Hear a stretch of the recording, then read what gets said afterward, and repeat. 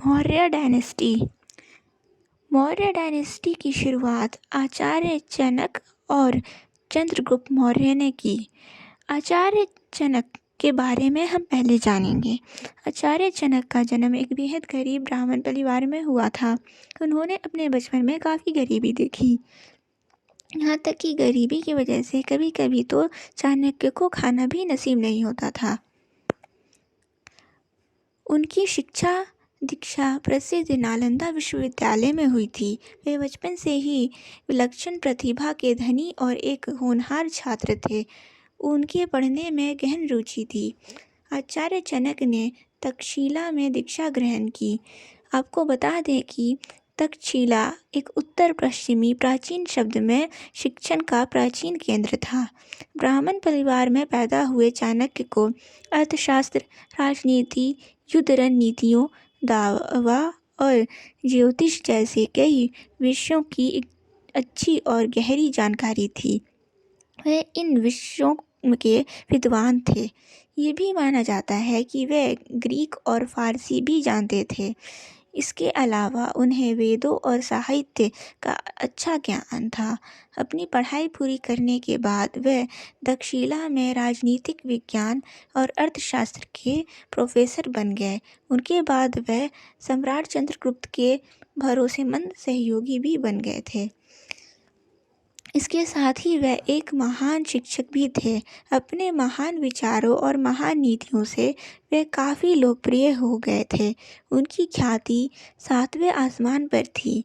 लेकिन इस दौरान ऐसी दो घटनाएं घटी कि आचार्य चाणक्य का पूरा जीवन ही बदल गया।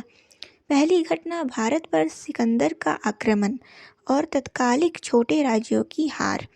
दूसरा घटना मगध के शासक द्वारा कौटिल्य यानी आचार्य चाणक्य का किया गया अपमान।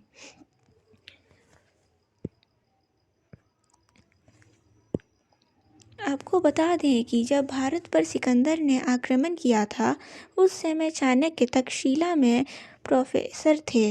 ये उस समय की बात है जब तक्षशिला और गांधार के सम्राट अभि ने सिकंदर से समझौता कर लिया था।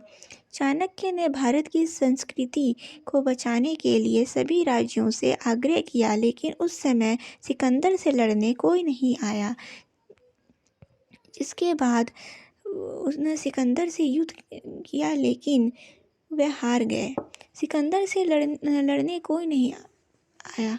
उस समय मगध अच्छा खासा शक्तिशाली राज्य था और इसके पड़ोसी राज्यों की इस राज्य पर ही नज़र थी, जिसको देखते हुए देशहित की रक्षा के लिए विष्णुगुप्त यानी चाणक्य ने मगध के तत्कालीन सम्राट धनानंद से सिकंदर के प्रभाव को रोकने के लिए सहायता मांगने गए। लेकिन भोग विलास एवं शक्ति के घमंड में चूर धनानंद ने चाणक्य से इस प्रस्ताव को ठुकरा दिया और उन्हें कहा कि पंडित हो और अपनी चोटी का ही ध्यान रखो। युद्ध करना राजा का काम है, तुम पंडित हो, सिर्फ पंडिताई करो। तभी चाणक्य ने नंद साम्राज्य का विनाश करने की प्रतिज्ञा ली। Thank you so much. और आगे चाणक्य और चंद्रगुप्त के बारे में जानने के लिए हमारा दूसरा वीडियो ज़रूर देखें।